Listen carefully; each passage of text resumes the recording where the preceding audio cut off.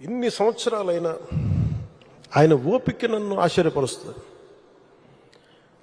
అసలు ఆయన మనసు మైండ్ నిరంతరం పనిచేస్తూనే ఉంటుంది.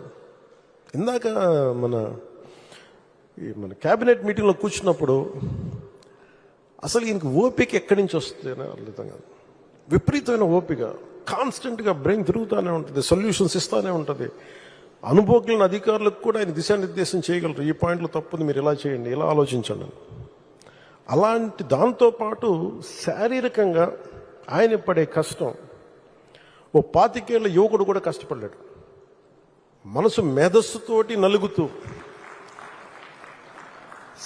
శరీరాన్ని కూడా అంత కష్టపెట్టడం అంటే నాకు అది నిజంగా మొన్న ఆయన మన వరదలు వచ్చినప్పుడు అసలు ఆయన పడ్డ కష్టం, కొంతమంది అనుకోవచ్చు ఆయన దిగాల్సింది ఏముంది అని.